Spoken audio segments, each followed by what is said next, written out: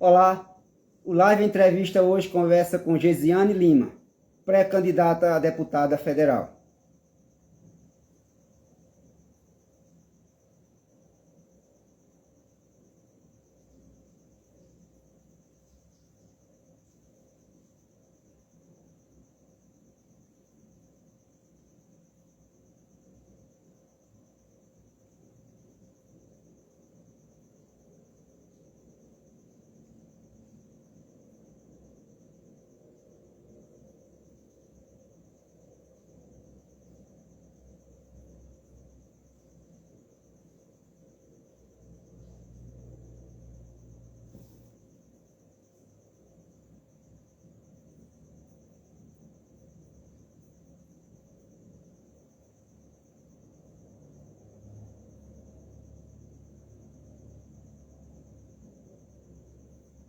Irmão Osvaldo, boa noite, seja bem-vindo.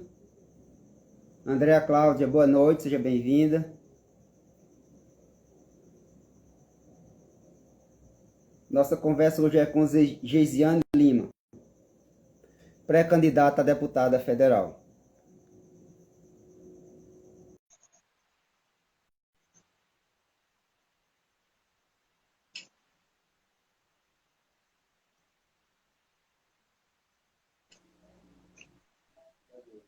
Boa noite, Arlindo, tudo bem? Tudo bem? Olá, Gesiane. Tudo bom? Tudo bem? Me escuta bem? Agora eu estou te escutando bem. Primeiro, quero lhe agradecer demais por ter aceitado o convite para a gente conversar um pouquinho, né? Uhum. Eu vim saber que você é pré-candidata a deputada federal depois que eu lhe convidei. Eu Uhum. havia lhe convidado mais como uma cientista social, mas depois que eu soube que você é pré-candidata, melhor ainda. Uhum. Mas eu quero lhe Pronto, a agradecer gente demais. conversa. Eu que agradeço o convite, viu, Arlindo? Um prazer enorme, uma honra enorme estar aqui com você, tá? Eu acompanho também o seu canal, acompanho você no Instagram. Gosto demais das suas postagens, agradeço muito pela oportunidade. Gesiane, Hum, queremos saber um pouquinho sobre você. Quem é certo. Gesiane Lima? Vamos lá, quem é Gisele Lima? Muitas pessoas não me conhecem ainda, né? Porque eu sou daquelas pessoas que é mais na parte de leitura, escrita, e recentemente eu criei um perfil no Instagram, né? Por questões assim, também até questões políticas e tudo mais. Eu sou aquela pessoa mais que gosta de escrever, que gosta de estar por trás, nos bastidores, né? Só um pouquinho da minha biografia para vocês. Eu nasci em São Paulo, com 5 anos eu me mudei para cá, para Paraíba, então eu me considero paraibana. Eu moro em João Pessoa, sou feliz, muito feliz nessa cidade, que me acolheu muito bem. Eu sempre estudei em escola pública, desde a alfabetização até o ensino médio. Me formei na Universidade Federal da Paraíba, em Ciências Sociais. Eu trabalho com pesquisa, consultoria na área social e política. Sou colunista do blog Leigo Politizado. Sou noiva, em breve serei esposa de Eliana Oliveira, que você conhece, Já que que é o esteve presente fundador. aqui, está assistindo nossa live também. Isso, isso. Ele é o fundador do Leigo Politizado. Já trabalhei em campanhas políticas, né, nos bastidores, e agora fui convidada para tentar um cargo eletivo na Câmara Federal, né? Vamos lá. Você se apresenta como, ideologicamente, como de direita. Isso. O que é ser de direita no Brasil e qual o Hum. papel de uma mulher de direita, acredito que conservadora, na sociedade? Bem, o que a direita, mais assim, de forma mais simples para as pessoas entenderem, ela defende o que? O livre mercado, o Estado mínimo, propriedade privada e a liberdade dos indivíduos. E a mulher em si, ela precisa ela ter esse foco na mente dela, na visão dela, e que ela precisa também defender os seus direitos e as suas liberdades. Porque a mulher hoje, ela está, assim, existem as políticas de mulheres, existem muitas leis para as mulheres, mas elas não têm essa visão da sua própria liberdade, do seu próprio conceito, de como mulher, como ela está empoderada na sociedade e o que ela precisa fazer, qual o papel dela na sociedade. Não é só essas ideologias, vamos supor, o feminismo e tantas outras coisas que pregam coisas assim soltas. A mulher precisa ter o foco dela, que ela é o quê? Ela é família, ela é mulher, ela é mãe, ela é tudo isso. Então a mulher precisa ter esse foco nela dentro da sociedade. Você, quando falou empoderada, Hum. isso não é um termo da esquerda, não? É um termo, agora eu vou dizer, é um termo que a esquerda se apropria. Ela se apropria de termos, né? Não tem, assim, um termo específico de esquerda, de direita. Mas as pessoas gostam de se apropriar e se deixar, assim, pela própria ideologia dela. Não, a ideologia é minha, então eu vou pegar esse vocabulário e é meu. Então eu vou apregoar esse vocabulário como meu. Então eu não acredito que essa palavra empoderar seja algo só específico da esquerda. A gente da direita também pode utilizar tranquilamente. Eu já vou lhe chamar de candidata a deputada federal. O que fez a pensadora e Hum, cientista social Josiane Lima ingressar na política partidária? Que não é fácil. não é fácil, porque como eu trabalhei, como eu te falei, eu trabalhei nos bastidores de campanha, sei que não é nada fácil, é algo bem complicado. Mas, assim, uma coisa que eu aprendi na vida, Arlindo, foi que na vida eu tenho que enfrentar os problemas de frente, né? Ficar apenas no discurso não funciona. Ficar atrás de um celular, de um notebook não funciona. O que que eu fiz? Eu, como colunista do blog Leigo Politizado, escrevi vários artigos, escrevi muita coisa. E, assim, questão de visualizações, questão das pessoas se conscientizarem, foi bem difícil, sabe? Então, o que que eu fiz? Já apareceu essa oportunidade, fui convidada, apareceu a oportunidade, então eu vou encarar a realidade. Vamos lá. O que que acontece que também me motivou a ser essa pré-candidata, porque como ainda vai ter as convenções, né, que você Sim. sabe, que ainda precisa, né? É por isso que eu falo pré-candidata. O que que acontece? Com essa pandemia, eu vi que a realidade ficou bem difícil para muita gente, né? Quando as pessoas têm o poder nas mãos, elas fazem o que bem entendem com as pessoas. Infelizmente, assim, meu pai é comerciante, muitos amigos meus são comerciantes, e eles simplesmente definiram o que era e o que não era essencial para as pessoas. Então, vamos supor, a pessoa vende certas coisas que para uns são essenciais e para outros não são. Fecharam tudo, deixaram as pessoas sem saber o que fazer de uma hora para outra, porque isso aconteceu de uma hora para outra, querendo ou não, aconteceu sim de uma hora para outra. Então, eles fecharam tudo, as pessoas ficaram em casa. E se não fosse as políticas do governo Bolsonaro, no caso do Auxílio Brasil, no caso do auxílio emergencial, até então, na época, muitos brasileiros teriam morrido de fome. Isso é a realidade, nua e crua. Então, esse foi um dos exemplos assim, que me fizeram aceitar o convite, porque muitas decisões importantes, elas passam pela Câmara Federal, né? A gente sabe a questão de decisões que impactam diretamente na vida do cidadão. Então, isso me fez pensar seriamente em aceitar o convite. Pesquisas apontam que a maioria da população, pelo menos se Uhum. declara conservadora. Uhum. Porém, ela elegeu dois presidentes de centro-esquerda, duas vezes governo de centro-esquerda, com Uhum. Fernando Henrique, e quatro do PT, aí já de esquerda. Uhum. Quando transformar em realidade eleitoral essas pesquisas, visto que você vai ter que buscar votos no campo conservador? No caso, você está dizendo assim, os presidentes da esquerda. Repete assim, que eu não Isso, entendi muito bem a tua pergunta. eu falo o seguinte, que Hum, as pesquisas apontam, diversas hum, pesquisas, que o Brasil a maioria da hum, população é conservadora, pelo menos se hum, declaram hum, conservadora. No certo. entanto, essa mesma população que se diz conservadora, ela Hum, elegeu dois governos de uhum, centro-esquerda, com Fernando uhum, Henrique, e quatro uhum, de esquerda com os governos do PT.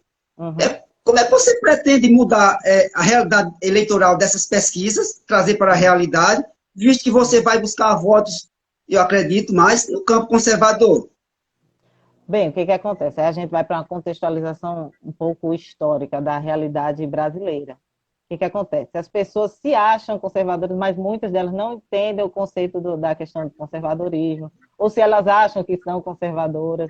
A questão do governo de esquerda, no caso, centro-esquerda, que eu vou dizer que Fernando Henrique não é centro-direita, ele é centro-esquerda, e Lula é esquerda. Não tem esse de centro-direita. Então, vamos lá. Nos últimos 20 anos, a população vem sendo levada a um proselitismo ideológico, né? Uma doutrinação ideológica, que elas acham, não, políticas sociais, políticas isso é bom para a população, tal. E com isso elas vieram com essa contextualização de conceitos ideológicos de esquerda, e para isso elas eram normal. Então elas associaram o quê? A esquerda e a direita não ter essa dissociação, elas não têm assim, essa dissociação do que é direita e do que é esquerda. Então, o que, que acontece? Elas não perceberam, ao longo do tempo, querendo ou não, as pessoas não perceberam que elas foram entrando num campo de esquerda, achando que era o que era certo para eles.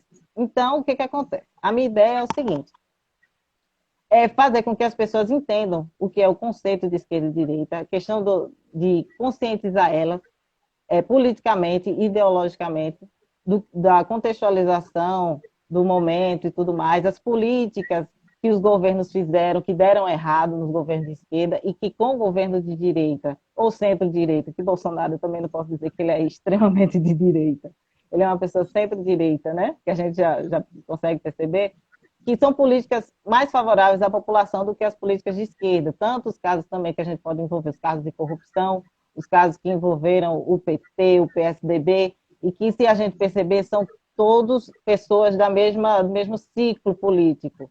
Não são pessoas dissociadas. PSDB e PT é a mesma coisa. Então, nas eleições de 2018, por exemplo, as pessoas disseram não, Aécio Neves e Dilma Rousseff. Não, Aécio Neves, não, 2018, não me engano, perdão, 2014. Aécio Neves e Dilma Rousseff. Aécio Neves não era a pessoa considerada de direita e Dilma a pessoa de esquerda. Então vamos votar no Aécio. Quando a gente viu depois que os dois eram a mesma coisa, PSDB e PT são tudo esquerda, não tem como dissociar os dois. Aí vem Bolsonaro e tem essa ruptura.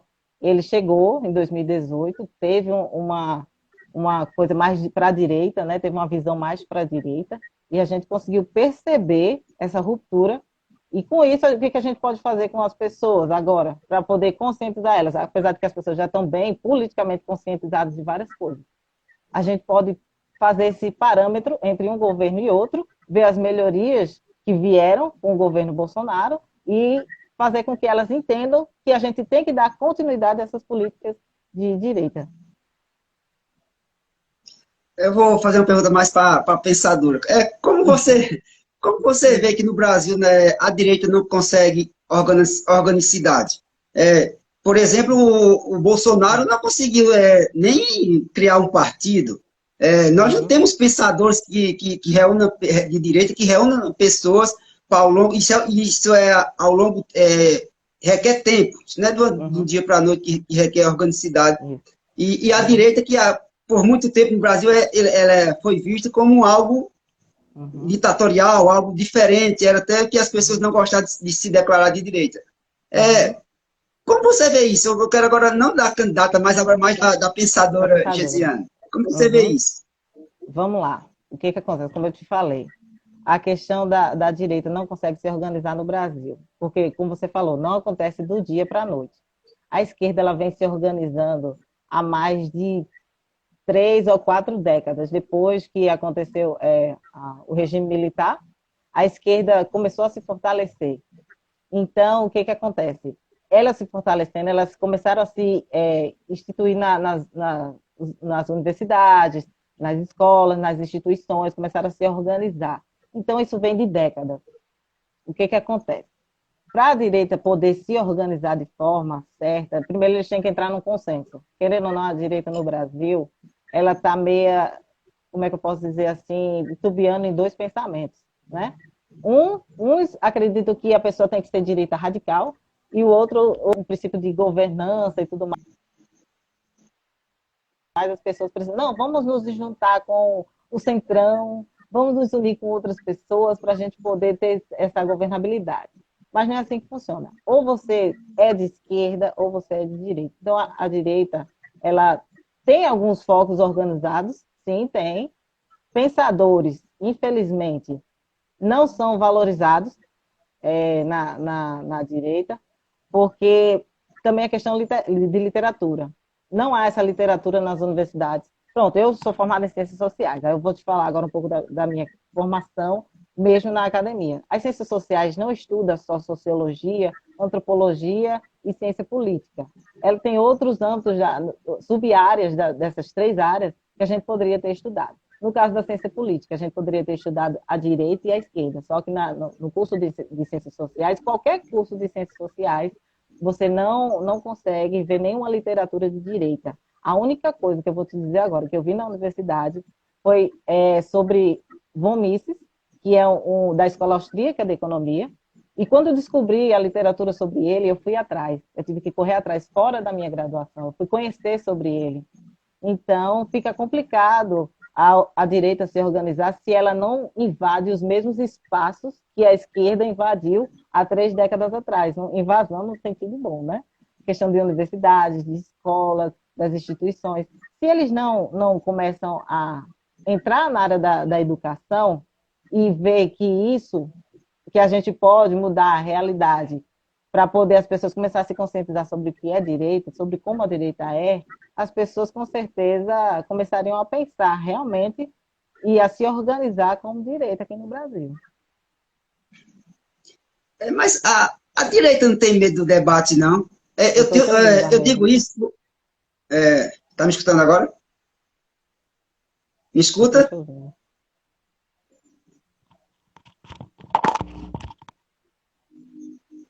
Tá me escutando agora? Não estou te ouvindo. Eu escuto você bem. Estou escutando legal. Eu acho que ficou mudo o teu microfone. Eu escuto, eu estou escutando você bem.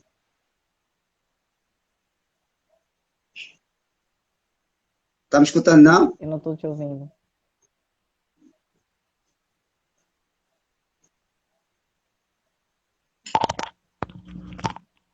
Você está me ouvindo? Bem, Sim, estou mas eu não estou te bem. ouvindo. Está mudo para mim. Seu microfone. Tira o microfone. Não, estou sem retorno nenhum. Já aumentei o volume aqui, estou sem retorno.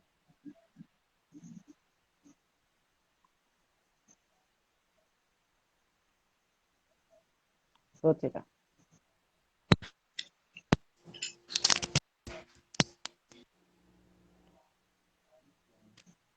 Uhum. Pronto, Me fala escuta comigo, agora? fala comigo de novo. Você me escuta? Não, tá mudo.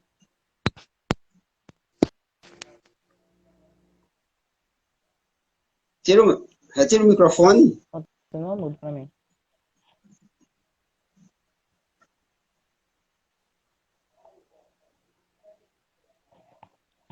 Tá totalmente mudo. Pega um outro fone ali, por gentileza. Só um minuto, Arlindo, porque eu não tô te ouvindo de jeito nenhum. Acho que é o problema no fone, que eu já tirei e já coloquei.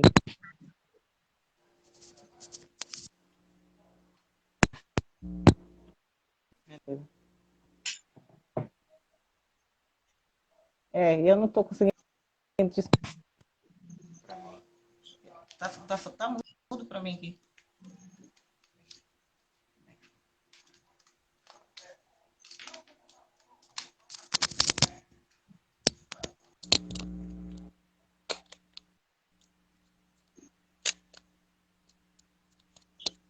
Me escuta Pronto, agora? vou fazer. Seu microfone.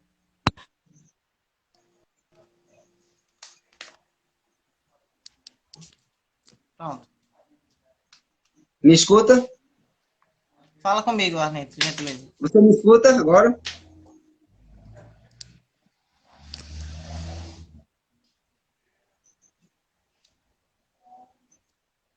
Você me escuta? Está me escutando agora? Eu não tô conseguindo ouvir, filho. Ó, ele vem cá, por favor. Só um minuto.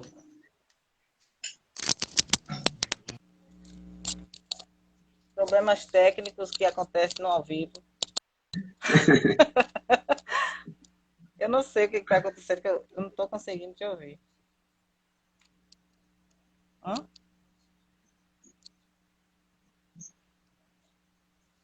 Eu não lembro. Estamos tendo um pequeno probleminha Problemas no técnicos. Vamos microfone. fazer o seguinte, Arlindo, digita para mim a pergunta e eu vou te responder, já que o pessoal está me ouvindo. Então a gente faz assim, que é melhor. Vai ficar, fica quase Porque eu não estou impossível. conseguindo te ouvir. Ficou mudo. Simplesmente ficou mudo.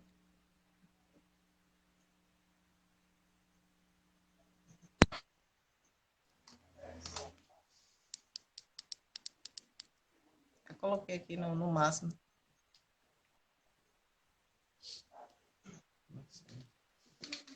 coloquei no máximo. Pega outro fone ali, por gentileza. É o meu celular que tá com problema, né?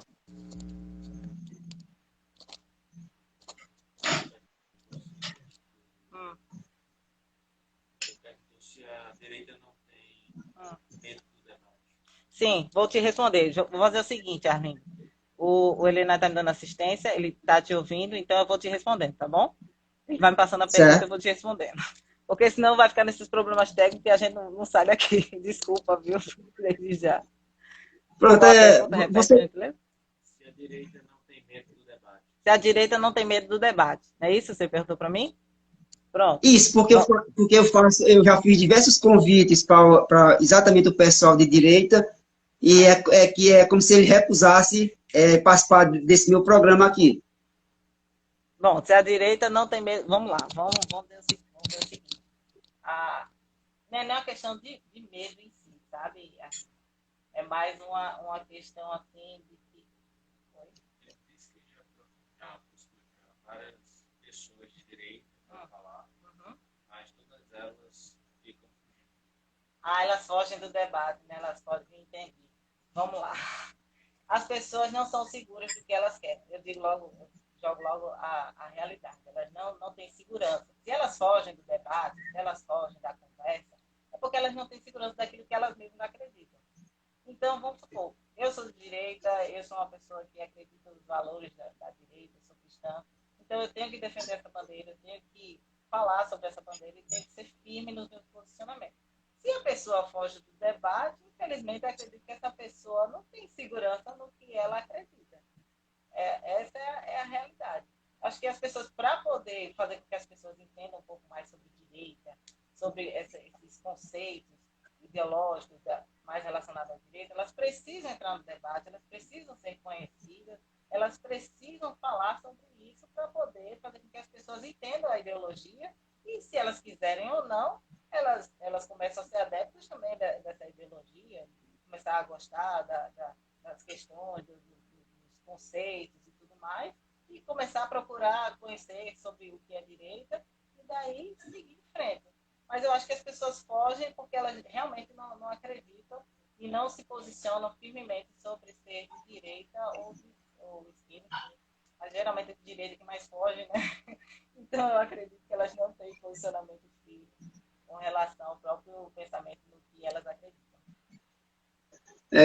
Qual ou quais serão seus modos de campanha para conquistar o eleitorado paraibano e assim ser eleita?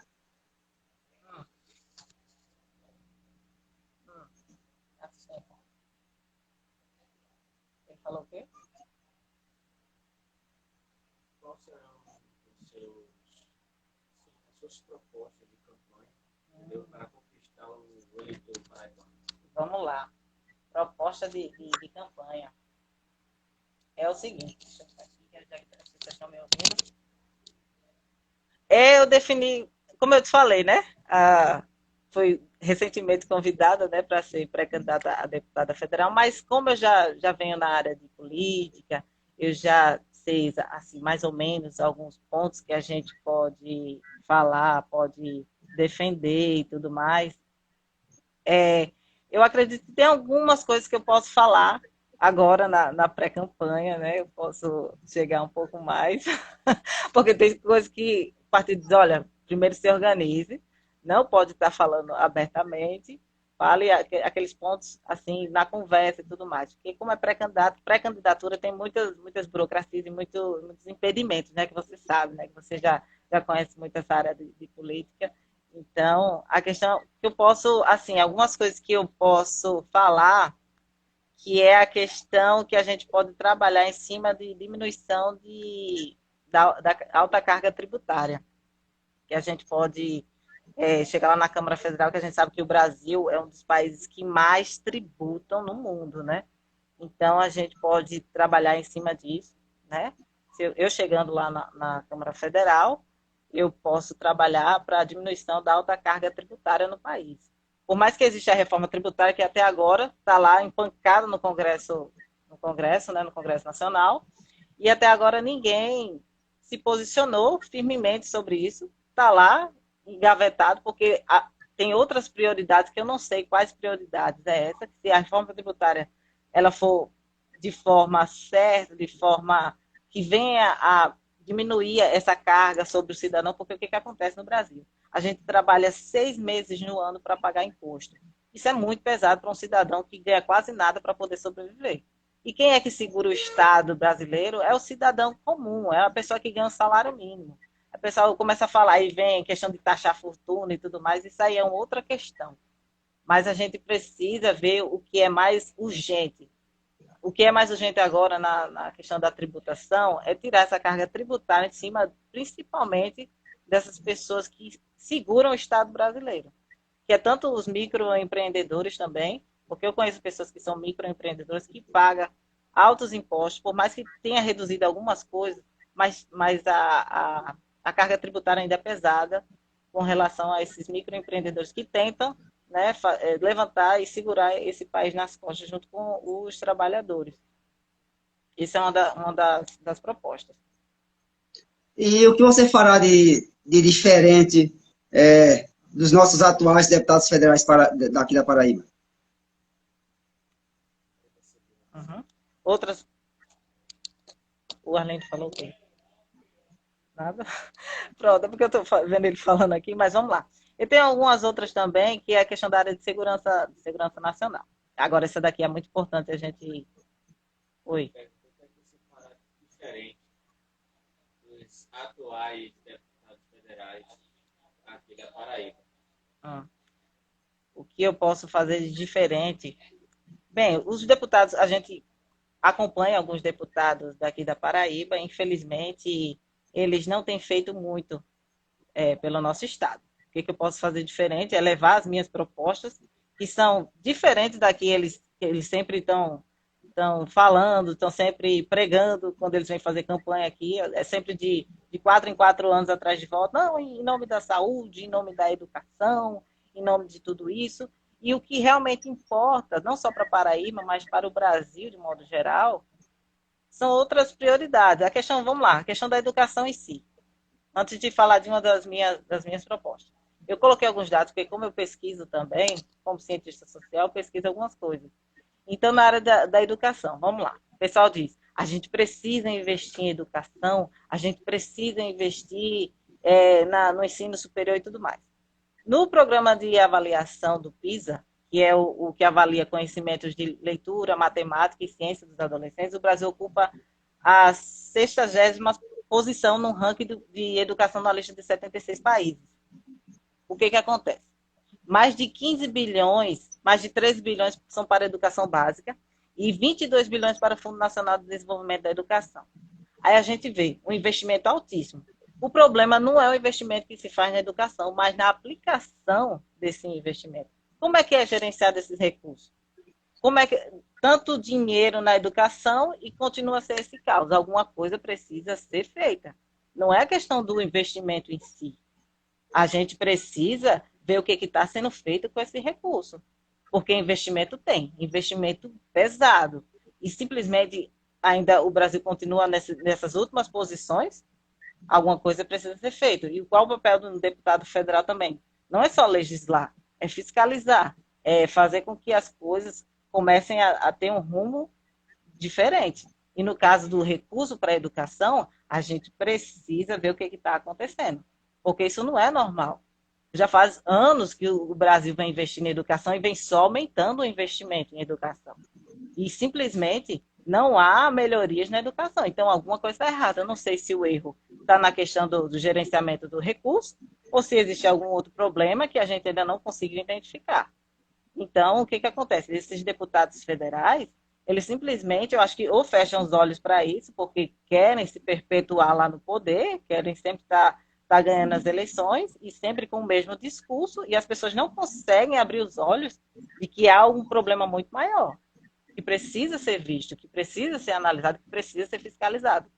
Então, na questão da área da saúde, da mesma forma, são mais de 37 bilhões só em assistência hospitalar e ambulatorial, mais de 23 bilhões em atenção básica. O que está acontecendo também com os recursos da saúde?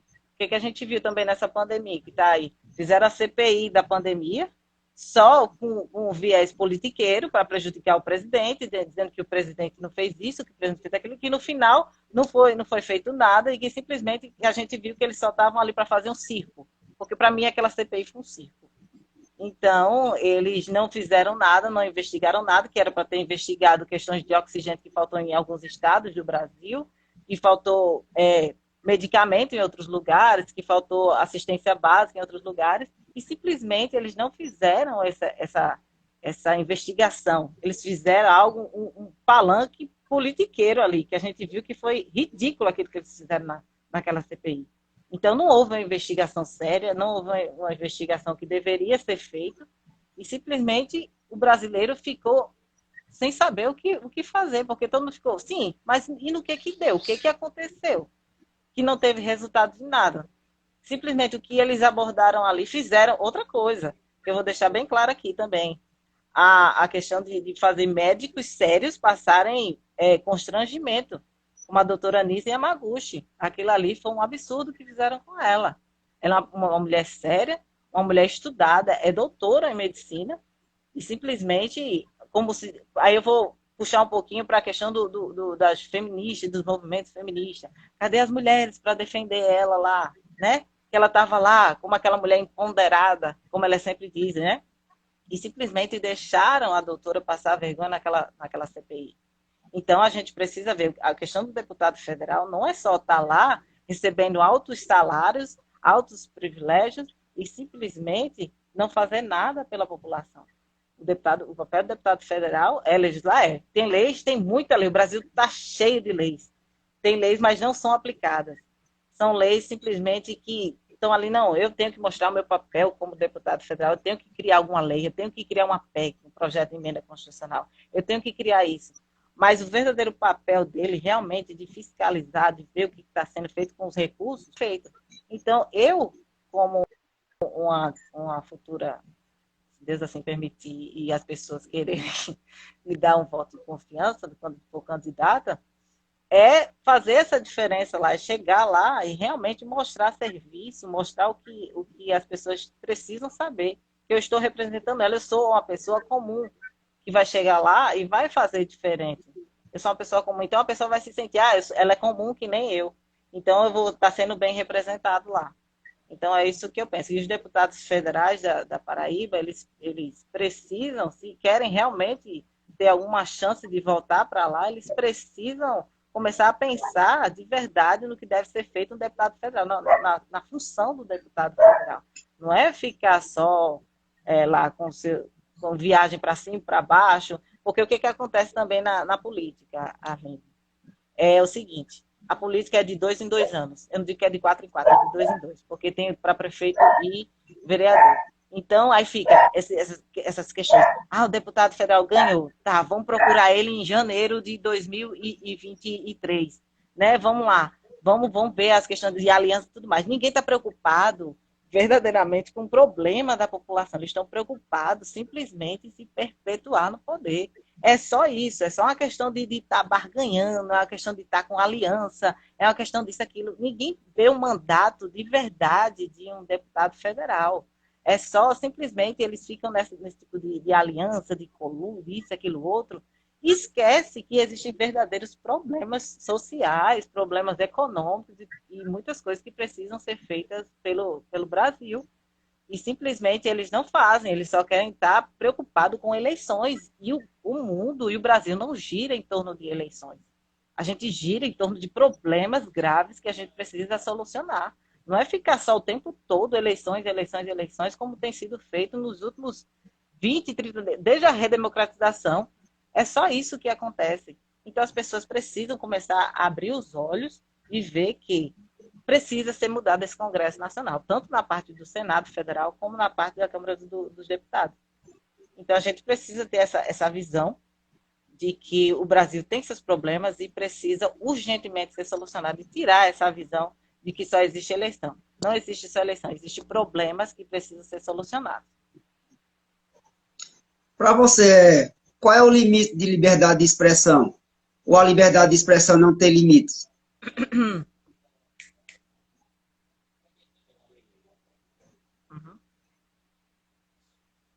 Meu assistente aqui está me passando as tuas perguntas. Veja bem, para você, qual é o limite da liberdade de expressão? O limite da liberdade de expressão. Vamos lá. Primeiro, a gente tem que contextualizar a questão da liberdade de expressão. Aí as pessoas vai começar a pensar o seguinte: liberdade de expressão, a gente pode falar o que quer, a gente pode estar falando mal de uma pessoa, a gente pode estar falando qualquer coisa. A liberdade de expressão, hoje, no Brasil, está mais assim, como a política está essa polarização e essa desordem, eu vou dizer assim, vou colocar essa palavra, porque está uma desordem nesse país. A liberdade de expressão agora se tornou algo mais voltado para um viés mais político. O que acontece? A questão da liberdade de expressão. Eu posso chegar para uma pessoa e falar mal dela, eu posso falar dela e ela se ofender comigo e simplesmente vai o quê? Vai acontecer o que com ela? Não, ela falou mal de mim, então eu vou entrar numa instância judicial. A questão da liberdade de expressão, você pode se expressar, mas você tem que se expressar com responsabilidade. Você não pode chegar e simplesmente, como está acontecendo com algumas pessoas que estão sendo presas, porque estão falando algumas coisas de alguns iluministros do Supremo Tribunal Federal. Algumas pessoas elas estão exagerando nas palavras, estão. Infelizmente, a gente sabe que estão. Elas estão ameaçando e tudo mais. Tudo bem que a gente sabe que está acontecendo coisas no Supremo Tribunal Federal que não deveriam, porque a instância deles é o quê? É apenas resguardar a Constituição Federal. Infelizmente, o Supremo Tribunal Federal, eles estão tendo um viés mais político. A gente está percebendo isso, querendo ou não. Então, as pessoas elas começam a ficar naquela ânsia de querer. Não, eu quero que as coisas mudem. Eu quero isso, eu quero aquilo. E simplesmente começa a querer falar o artigo 142, vamos evocar o artigo 142 e tudo mais. O que acontece? As pessoas precisam entender que você tem a liberdade de falar, tem. Mas você também pode responder pelo que você falou. Você tem a liberdade de falar? Tem. Mas você se responsabiliza pelo que você fala. Então, a liberdade de expressão, ela tem um limite. Ela tem, querendo ou não, a gente precisa se responsabilizar por aquilo que a gente fala. Então, precisa ter um limite naquilo que se fala. Se você fala mal de alguém e aquela pessoa se ofendeu, aquela pessoa pode entrar em alguma instância judicial e dizer: você está falando mal de mim, e simplesmente você vai ter que provar que você falou mal de mim. Na questão do Supremo, que as pessoas estão sendo presas, algumas estão falando só por falar, outras falam por questões assim de ameaças, com tons de ameaças. E isso não é liberdade de expressão. Isso já passou para um outro ponto. Então, eu acredito que a liberdade de expressão precisa ter responsabilidade naquilo que você fala. Tem que ter um limite. Durante a pandemia, uma das primeiras discussões estava relacionada à questão do bem individual ou o bem coletivo. Para você, o que é mais importante? É o bem individual ou o bem coletivo?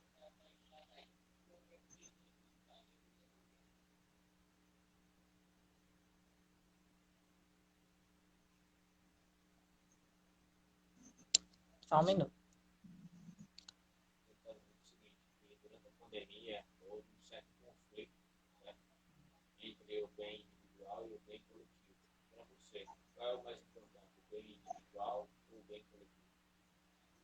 Bem, a questão do bem individual e o bem coletivo. Vamos lá. O que aconteceu nessa questão da pandemia?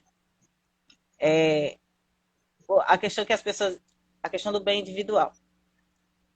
As pessoas tiveram vamos falar na questão dos microempresários, que os comerciantes e as pessoas, até os próprios autônomos e aquelas pessoas que vendiam suas coisas nas ruas, né, aqueles autônomos.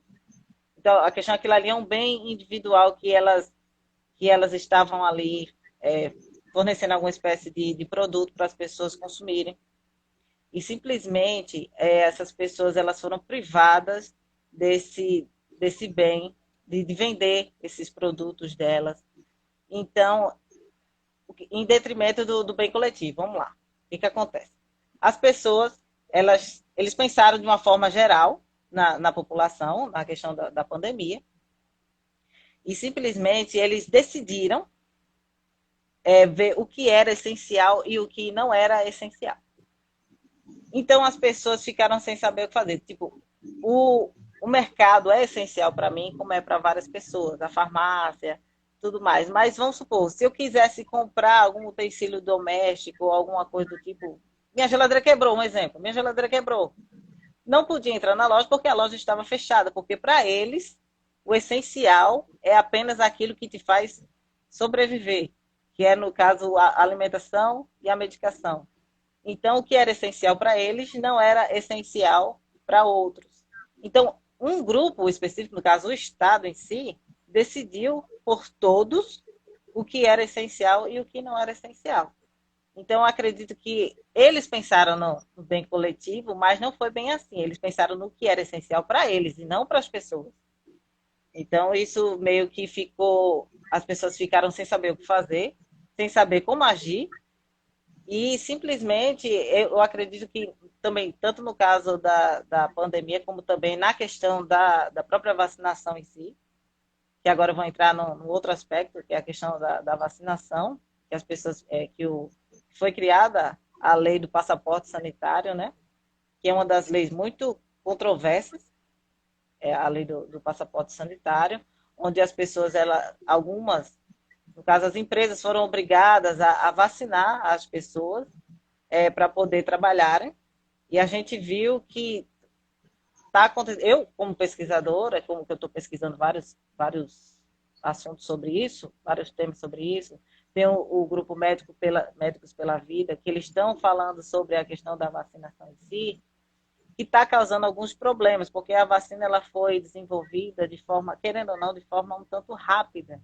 Aí o pessoal diz, sim, mas a tecnologia está avançada, a medicina está avançada. Sim, ela está avançada, mas não a esse ponto da gente chegar e já querer inocular nas pessoas substâncias que a gente não teve esse tempo de testagem nas pessoas. Aí, sim, mas as vacinas antigas, sim, as vacinas antigas como a do sarampo, as outras vacinas, elas teve um período de tempo e tudo mais, e elas funcionam até os dias de hoje.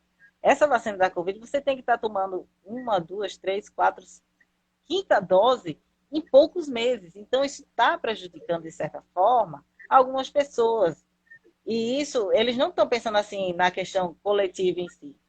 Eles estão pensando mais numa questão individual, uma questão de pensamento individual. Eles estão sendo um pouco individualistas, eles não pensando na coletividade, porque eles querem obrigar as pessoas a se inocularem com essas substâncias para poderem ir para os seus empregos, para poderem ir para o trabalho. Então, isso é um pouco difícil da gente entender, né? Você acredita no processo eleitoral, consequentemente nas urnas eletrônicas? Uhum.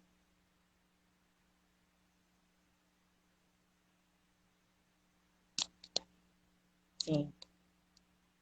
Só um minuto que o meu assistente aqui está me passando a pergunta.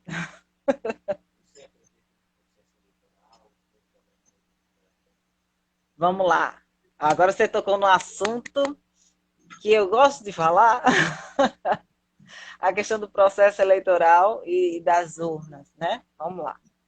Eu acredito no processo eleitoral desde que ele seja feito de forma transparente, né? Como aí as pessoas dizem, sim, mas não tem feito de forma transparente nas outras eleições? Tem sido feito, mas a gente vem percebendo ao longo desses últimos anos, de 2018 para cá, algumas falhas no sistema, vamos colocar no sistema em si, da questão das urnas eletrônicas. Eu sou favorável ao voto auditável, impresso, ao voto impresso auditável, no caso.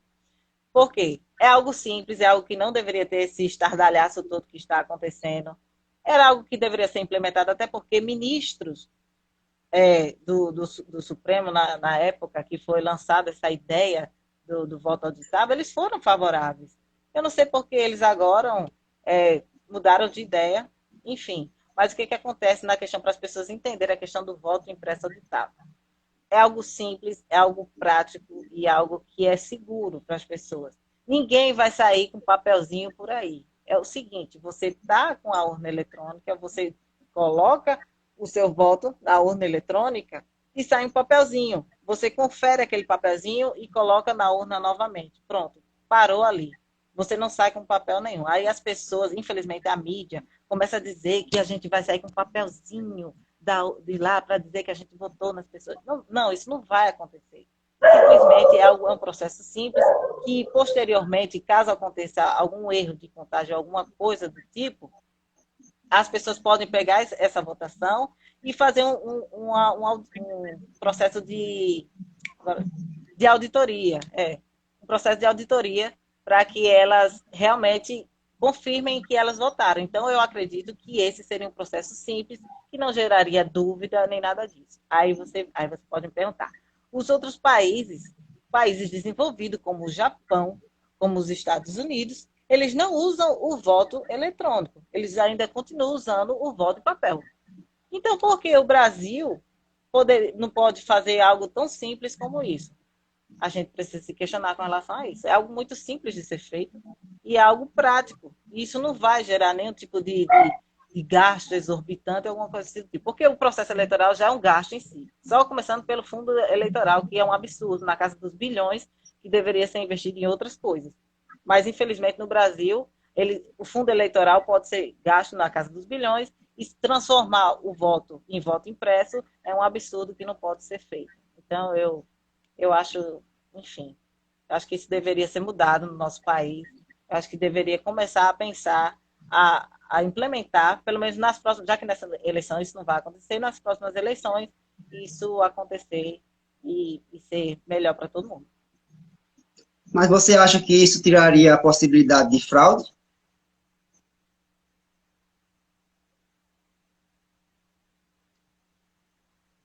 É o assistente.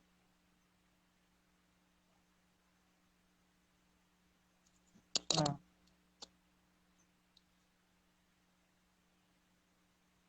Vamos lá, comentários. Vamos lá, aqui o Índrios. Oi, Índrios, boa noite. Prazer ter você aqui. Ah.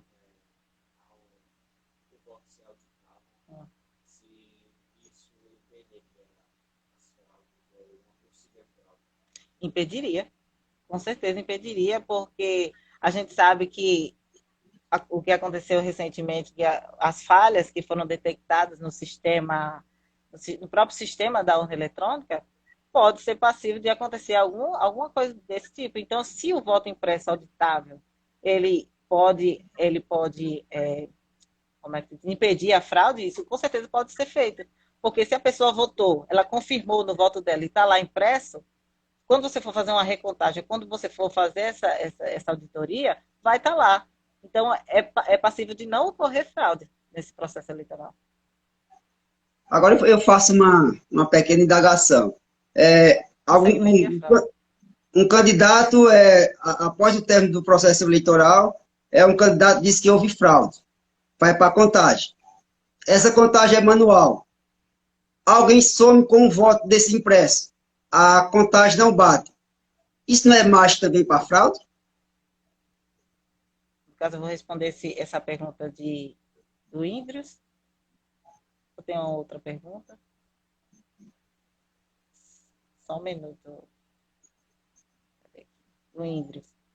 Como pesquisadora, como ela vê o boicote acadêmico sobre temas conservadores que a universidade tem feito? Bem, Índrios, como você já me conhece, né? Eu lá dentro da universidade, boicote e o proselitismo na área de esquerda é grande, né? E esse boicote que eles fazem é para que as ideias e a ideologia de esquerda ela se perpetue, né? Eles não querem que conservadores e pessoas de direita comecem a ganhar espaço dentro do mundo acadêmico. Eu sei disso, senti na pele como é que é isso, porque eu estava no curso, eu sou formada num dos cursos mais esquerdistas que existe no Brasil, as ciências sociais. Então, quando vem em um potencial, um potencial pessoa de direito, ou um potencial conservador lá na universidade, eles vão fazer de tudo para te boicotar.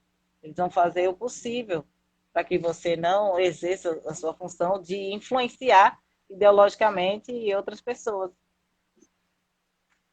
Ele perguntou se uma pessoa, por acaso, uma pessoa pega, está no banco lá do Estado, a pessoa pega aquele bilhetinho ali, sai e vai embora. Isso aí não seria uma fraude. Não, mas isso não seria possível, porque como a gente não consegue entrar nem com celular, como é que a gente vai conseguir fazer com que isso aconteça? Porque a fiscalização ali é pesada quando a gente vai votar. Quando a gente está votando ali, as pessoas que estão ali naquela sala, eles não estão ali só para pegar o nosso nome, a biometria e tudo mais. Eles estão ali realmente para fiscalizar. E se for possível, eu acredito que isso não seja possível. Não, Né? a Mas, caso aconteça, infelizmente, aí é uma questão da pessoa. Se a pessoa, vamos supor, a pessoa que votou ali, certo? Ela levou aquele papelzinho. Vai estar lá na urna eletrônica que aquela pessoa votou. E se ela levou o papel, então foi ela que cometeu aquele tipo de crime. Porque isso é um crime. A pessoa está levando algo que não é dela, algo que não pertence a ela. Então, se a pessoa não, está lá, ela tem que ter a responsabilidade de fazer aquilo que tem que ser feito. Se ela não pode entrar nem com o celular para a votação, então ela tem que ter a responsabilidade dela de que ela votou, e se ela não colocou o papelzinho lá, então ela é passível de ser punida como crime, não, o que ela promoveu eu ali acho naquele que momento. eu acho que não foi repassado o questionamento correto. O meu questionamento é, após as eleições, um candidato contestar o resultado. Quando contesta esse resultado, vai haver uma contagem dos votos impressos. Quem conta esses votos impressos são pessoas. Uma pessoa simpatizante de um determinado candidato faz sumir um voto desse impresso. Não vai bater a contagem. Isso não é mais também para fraude?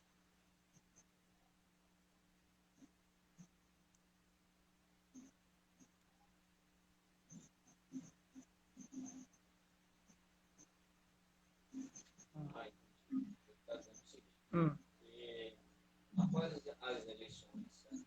As eleições acabam, um candidato que estava concorrendo contesta o resultado, certo? uhum, Quem conta esses votos auditáveis são pessoas, uhum, certo?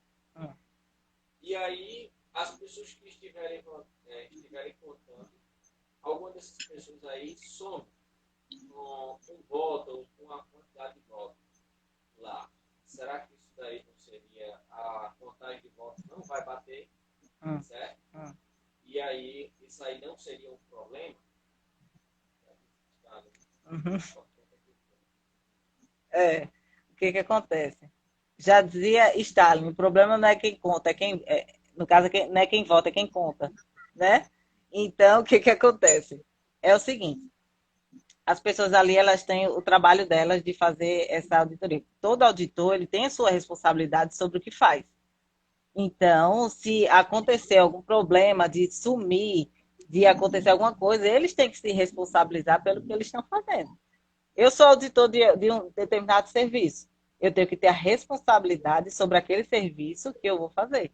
Então, se aquela pessoa está responsável pelaquela urna eletrônica, pelaquela contagem de votos auditáveis e tudo mais, então ela tem que ter a responsabilidade disso. Por mais que as pessoas, não, mas ela pode ser comprada, ela pode ser alguma coisa. Não, não pode. Ela simplesmente, como uma funcionária pública, geralmente são pessoas ligadas ao funcionalismo público, ela tem a responsabilidade e ela pode ser criminalmente ou administrativamente punida pelo que ela fizer. Então, se ela é uma funcionária pública, tem as leis do funcionalismo público e ela fizer algo errado, ela vai ser responsabilizada, seja administrativamente, seja criminalmente, sobre o que ela está fazendo com relação àquela votação e àquela contagem de votos. Eu acredito que funciona dessa forma. Por mais que seja utópico esse meu pensamento de que não haja punição, mas eu acredito que haja alguma espécie de punição caso uma pessoa ela tente fazer esse tipo de situação acontecer. E se fosse implementada essa contagem de votos, essa auditoria, ela fizesse esse tipo de coisa, eu acredito que isso iria punir ela administrativamente ou criminalmente dentro desse processo. Quanto ao uso da urna eletrônica, não é um complexo de inferioridade pelas urnas serem nossas, desenvolvidas por nós. Se essas urnas fossem desenvolvidas pelos Estados Unidos, pela Inglaterra, nós estaríamos falando dessa desconfiança de não acreditar nessas urnas?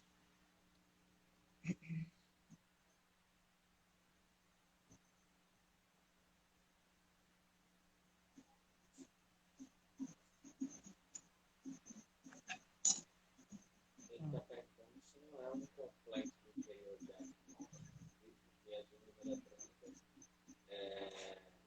são, é um produto nosso, produzido por nós, entendeu? Uhum. Seria essa desconfiança se o produto, as urnas eletrônicas, fosse desenvolvidas por Estados Unidos, ou Reino Unido, Inglaterra e tal, será que a gente teria essa mesma desconfiança? Bem, o que que acontece com a questão da urna eletrônica? A cipuada tá grande, hein, Arlindo? Vamos lá.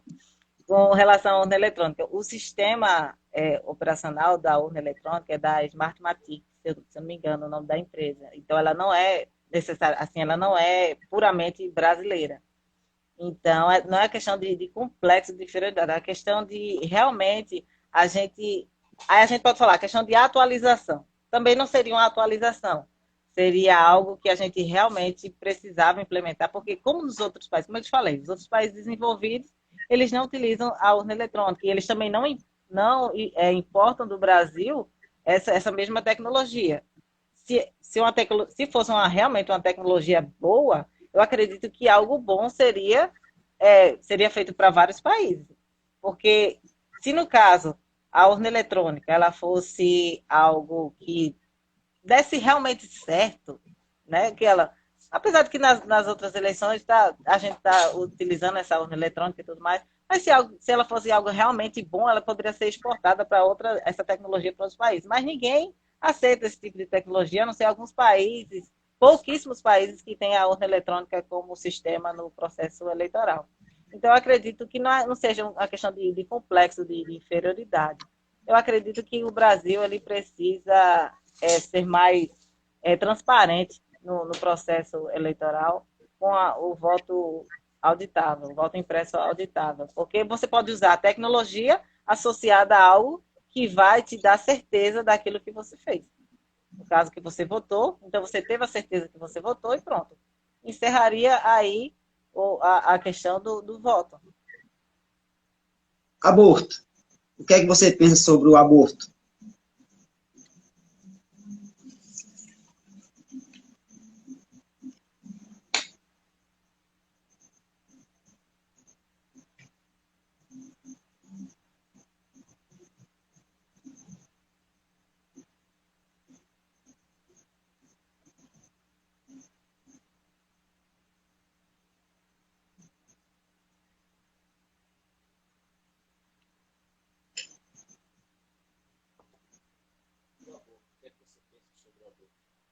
Vamos lá. Eu sou contra o aborto. Primeiro, pelo motivo de que no caso, eu vou falar algo pessoal meu, que quando minha mãe ela descobriu que estava grávida de mim, ela estava com um problema de saúde, né? Então, uma das sugestões do médico na época foi que minha mãe me abortasse. Ela já estava com 3 meses de gravidez quando ela descobriu que estava grávida de mim. Uma das sugestões do médico foi que ela me abortasse. E ela decidiu em não me abortar jamais. E meu pai também. Eles tiveram que assinar termos no hospital, tiveram que assinar várias coisas para poder eu nascer, né? E estar aqui conversando com você hoje.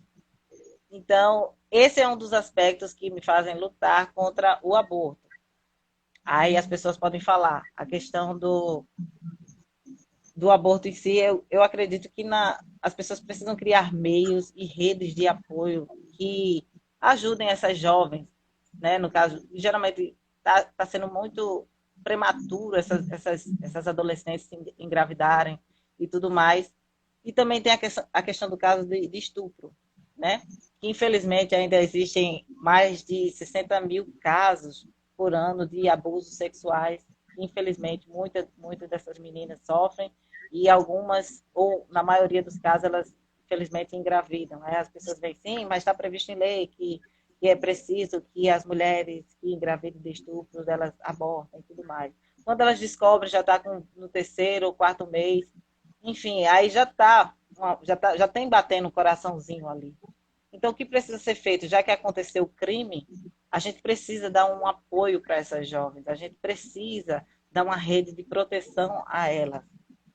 A questão do aborto em si, na medicina, é algo muito terrível, a questão do aborto, tanto para a mãe, para a mulher, como para aquela criancinha que está sendo gerada no ventre.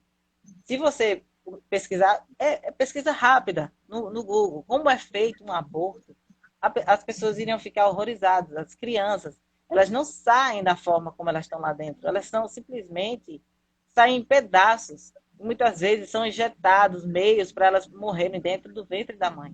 Isso é muito terrível, isso é pesadíssimo para uma mulher. Além da mulher sofrer, quem mais sofre é aquela vida que está sendo tirada no ventre. Aí outro caso que aconteceu agora recentemente em Santa Catarina, da adolescente que estava tendo um relacionamento com outro adolescente. E ela engravidou desse adolescente. E ela estava com 6 meses de gravidez. A mãe dela entrou na justiça para poder abortar. Foi uma guerra lá em Santa Catarina, que até instauraram recentemente a CPI do aborto lá em Santa Catarina, que até uma das pessoas que estão encabeçadas é a Ana Compaiolo, que eu acompanho o trabalho dela, e simplesmente tiraram a vida dessa criança de 6 meses, já que poderiam tirar a criança de todo jeito, então que tirasse com vida essa criança, né?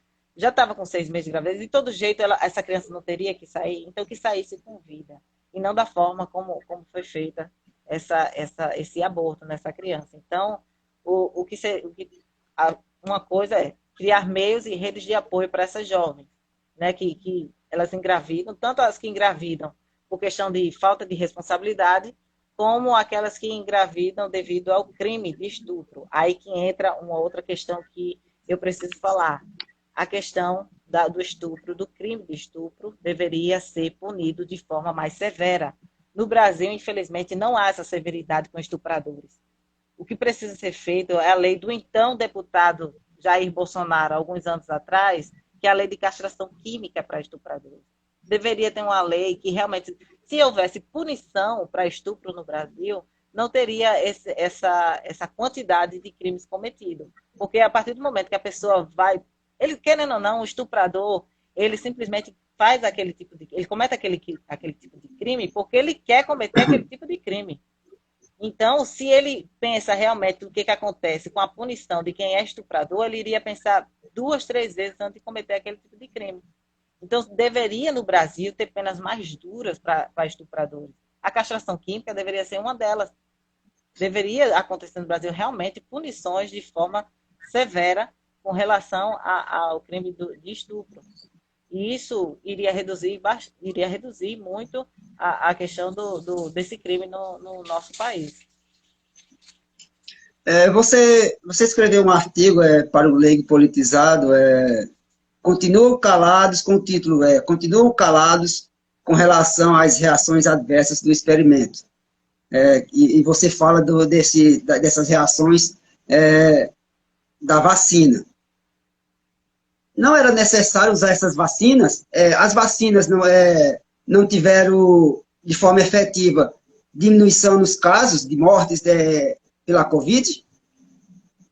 Você só fala das reações adversas, mas não fala de nenhum benefício, ou as vacinas não tiveram benefícios?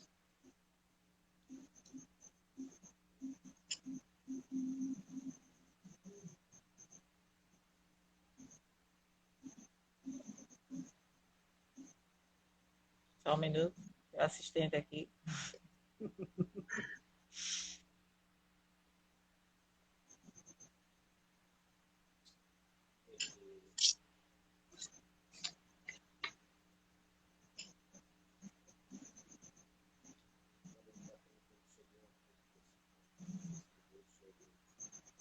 Continuam calados sobre as reações adversas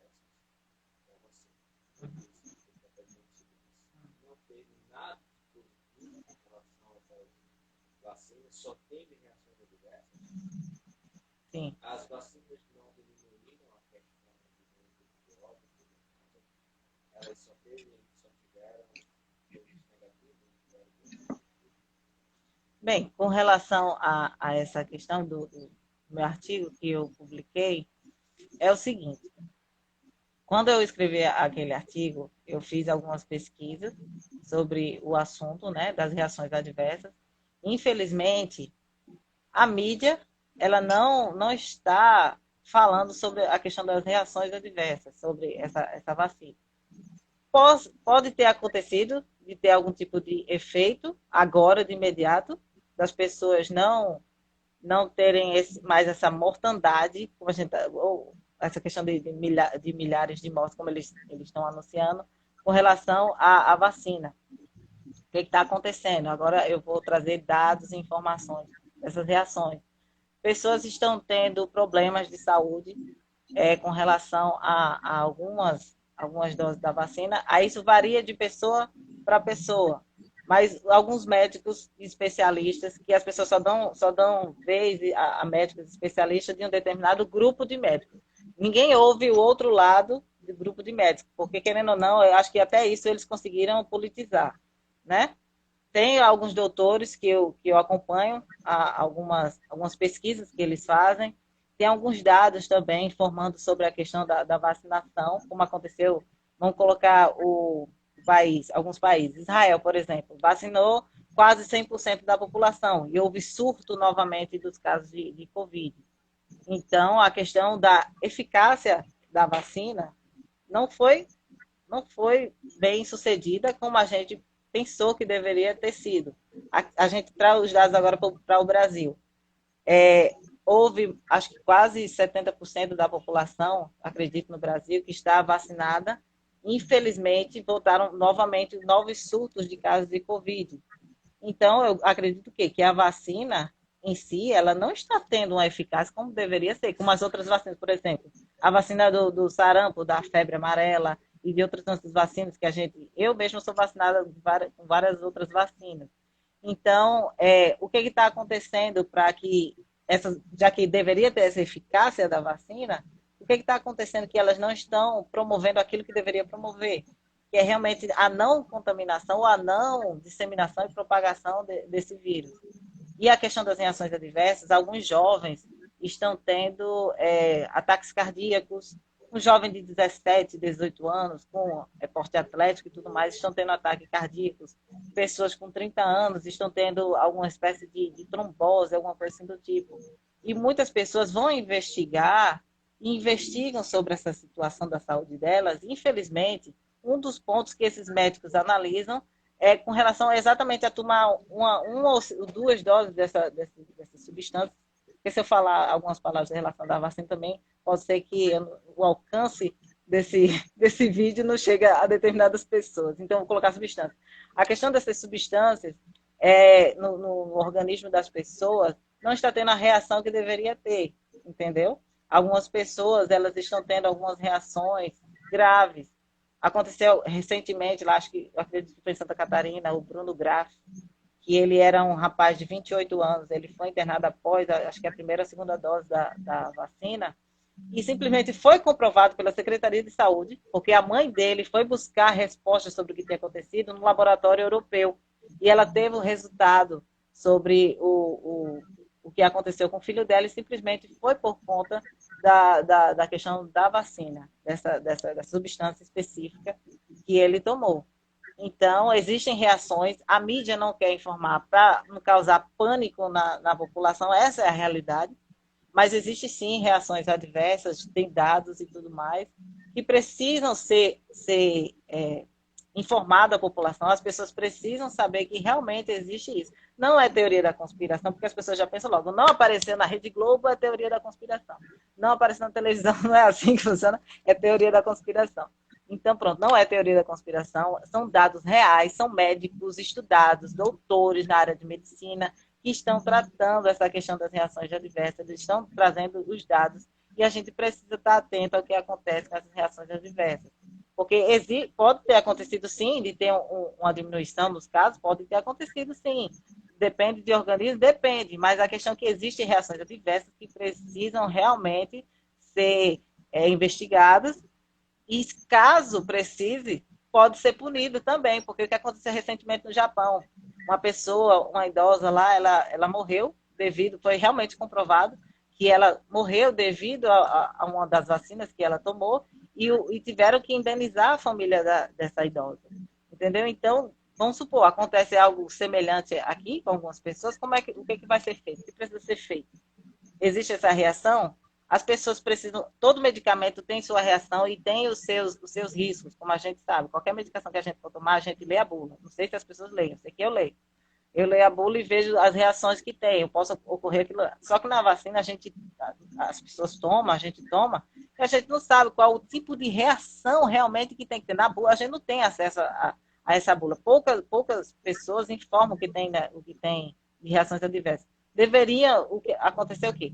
As pessoas, os próprios laboratórios, a Pfizer, a AstraZeneca, deveriam informar melhor a população e até o próprio governo brasileiro, qualquer outro governo que queira informações sobre o que acontece realmente de reações adversas, porque as pessoas já estariam mais preparadas caso acontecesse alguma coisa com elas. Você toma um medicamento, você tem a bula de reações adversas de todas as informações do medicamento. E por que nessa substância a gente não tem esse tipo de informação? Então, seria bom que essas farmacêuticas e essas indústrias farmacêuticas, elas fornecessem esse tipo de informação e não ficasse só na questão da lucratividade, porque você está tratando de vidas, não é de lucro. Você tem que tratar de vidas, é questão de saúde. Então, as pessoas precisam ter acesso à informação, precisam saber o que estão tomando e quais os tipos de reações que provavelmente elas possam ter, seja de médio, curto e longo prazo. Você colocou seu cartão de vacinação sigilo de 100 anos ou ele está aberto à população? Comentário? Eu não estou conseguindo.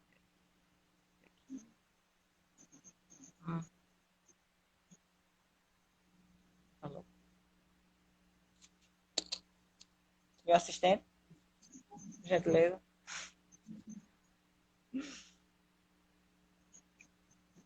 O tempo probatório de experimento foi muito pouco para ter uma resposta mais concreta. Exatamente. Foi um tempo muito curto, como eu tinha comentado com o Arlindo, acho que foi no começo da live. O tempo foi muito curto, a questão de testar as pessoas, a testar a própria substância e tudo mais, foi um tempo muito curto. Então, que precisaria de um tempo maior, de um estudo maior, de pesquisas e tudo mais, para ver se isso realmente seria necessário e seria algo muito mais rápido para implementar na população, porque vários especialistas e médicos, eles disseram que não seria razoável aplicar esse tipo de substância em massa nas pessoas numa época de pandemia, porque isso prejudicaria muito a questão da imunidade de rebanho, como eles dizem, né? Que as pessoas pegam a doença e simplesmente o próprio corpo, ele tem anticorpos, ele vai trabalhar nos anticorpos para que essas pessoas, para que combata diretamente o vírus. Então, não aconteceu isso, não houve a questão da imunidade de rebanho, simplesmente, no meio de uma pandemia, começaram a aplicar essas substâncias, e, infelizmente, está acontecendo essas reações adversas, que, infelizmente, está levando jovens e pessoas de diversas idades a óbito, o que é muito ruim. Você colocou seu cartão de vacinação com um sigilo de 100 anos, ou se ele está aberto à população? É que tá, Arlindo. Olha só, a questão da vacina da Covid em si. Não, meu cartão de vacina não está em dia, vou ser bem sincera com você. Não está em dia, porque eu não tomei a substância por questões médicas mesmo. Eu falei com o médico, eu sou alérgica a medicamentos e tenho vários tipos de alergia. Então, se eu tomo, como eu te falei, questão, não sei o que tem na bula dessa vacina. Então, se eu tomo, eu posso, a qualquer momento, se eu tomo paracetamol, eu posso parar no hospital. Se eu tomo uma dipirona, eu vou parar no hospital. Então, imagina se eu tomo uma substância que eu não sei o que realmente tem lá, e eu praticamente vou parar no hospital também. Então, com relação à vacina da Covid, eu não tomei, e muitas pessoas já perdi oportunidades na questão de trabalho por conta que eu não apresentei, porque o que acontece hoje? As pessoas não querem a sua competência, elas querem seu cartão de vacina. Essa é a verdade. Você é competente. Não, você não quero saber da sua competência, não quero saber o que você faz, eu quero saber se você está apresentando o seu cartão de vacina. Se você apresenta o seu cartão de vacina, você é contratado. Fora disso, não. Infelizmente, eu passei por uma situação recentemente de uma pessoa que queria contratar o meu trabalho, mas, infelizmente, como eu não apresentei esse passaporte sanitário, que eu digo logo que é passaporte sanitário, eu não consegui esse trabalho. Mandar um abraço para dois amigos lá de Serra da Raiz, que estão nos assistindo, a Fernando e Saulo, que estão nos acompanhando. Sua candidatura é para valer ou é um experimento eleitoral visando a eleição municipal?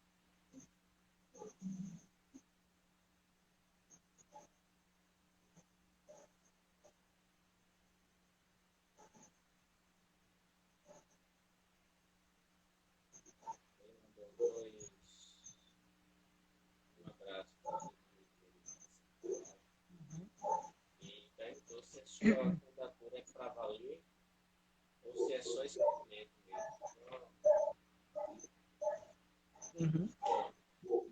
Ah, minha candidatura, no caso, estou na pré-candidatura, mas a minha candidatura é para valer, Arlindo. É para valer. Como eu já trabalhei nos bastidores, agora foi para valer. Eu recebi essa oportunidade, eu vou agarrar ela e vou atrás para as pessoas me darem esse voto de confiança para poder chegar lá e fazer acontecer realmente, não ficar só no discurso e simplesmente implementar aquilo que eu quero defender. É para valer mesmo.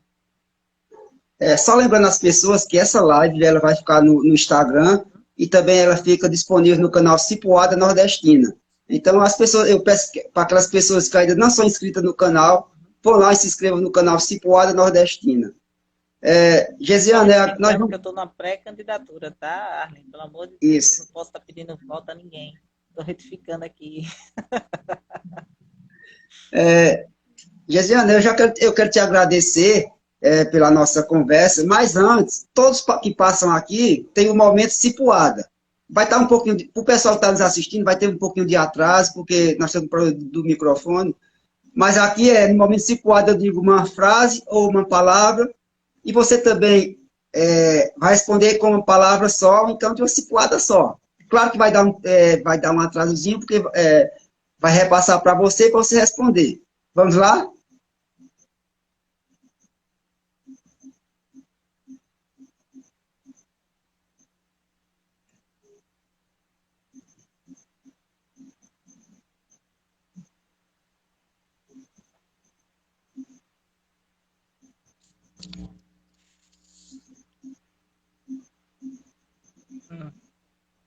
Vamos lá. Daqui, Está me escutando?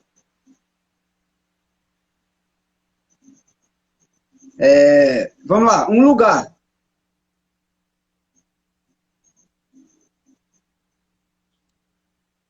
Pronto, agora eu estou te escutando bem.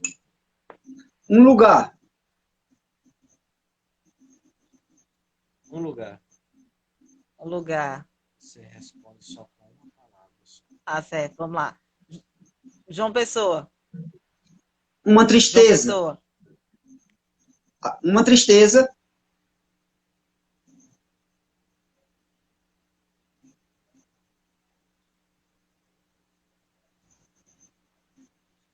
Uma tristeza.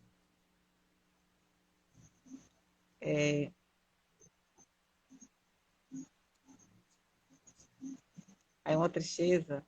Tem tanta coisa. Ficar sem dinheiro. Uma alegria.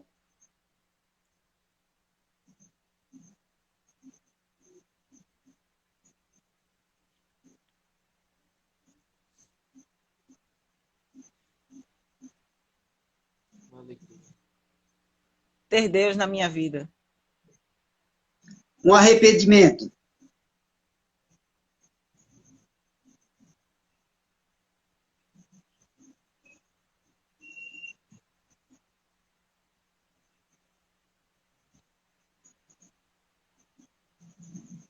Um arrependimento. Ter cursado Ciências Sociais.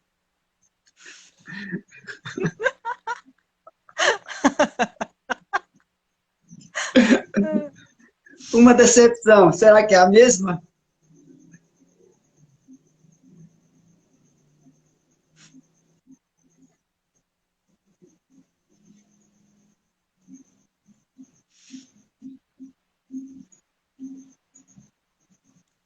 Uma decepção. Será que é a mesma?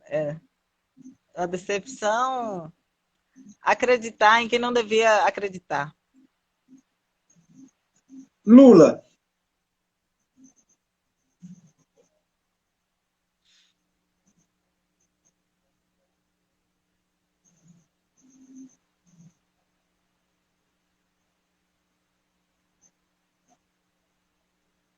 Ladrão. Bolsonaro.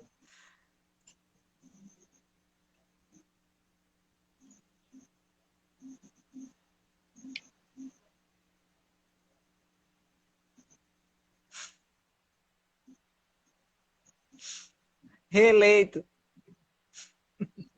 Família.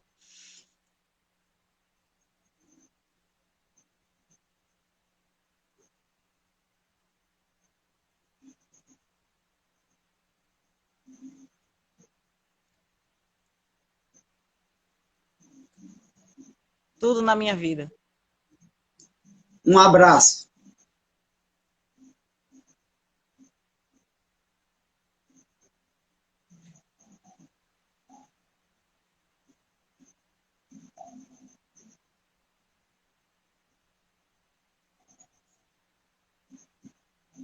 Carinhoso. A morte.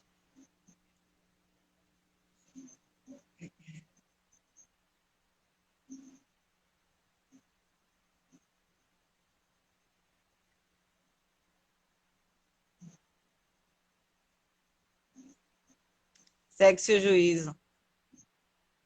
Uma saudade.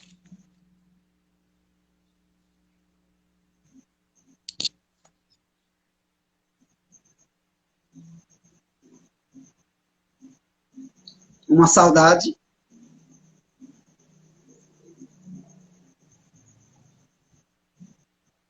Saudade. E alguns familiares. Futuro. De alguns familiares que partiram. Em que ou em quem você daria uma cipoada no lombo?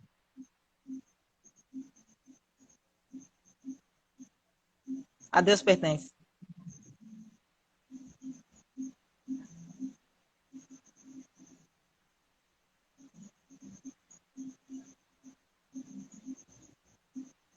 A esquerda brasileira. A vida.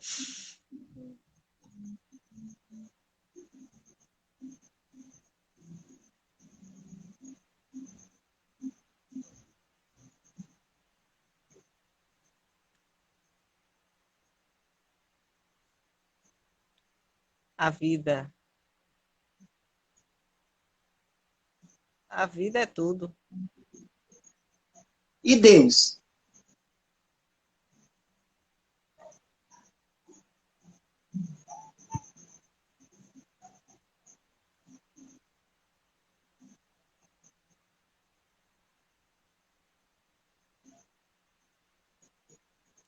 Acima de qualquer coisa.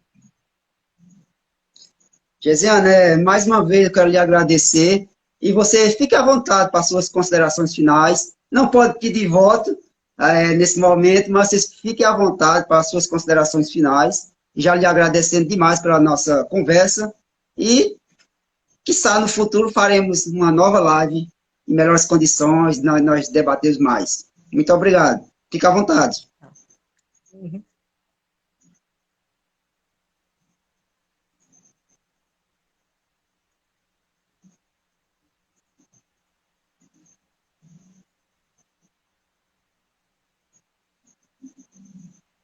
Bem, Arlindo, eu quero agradecer, né, pela oportunidade.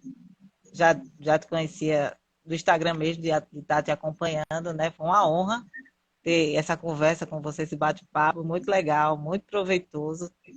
É, futuramente, né, quem sabe a gente pode se conhecer também pessoalmente, vai ser um prazer enorme te conhecer pessoalmente também. E é isso aí, eu te agradeço muito, né? E quem sabe a gente pode se bater por aí e conversar mais sobre política, sobre cultura, sobre Paraíba, sobre tudo. Tá? Muito obrigado mesmo pela oportunidade e estamos juntos. Se precisar de mim, estou por aqui. Obrigado a todos que estiveram nos acompanhando. Fiquem com Deus. Eu sou Arlindo Caboclo e aqui, a Cipuada é nordestina. Abraço, gente.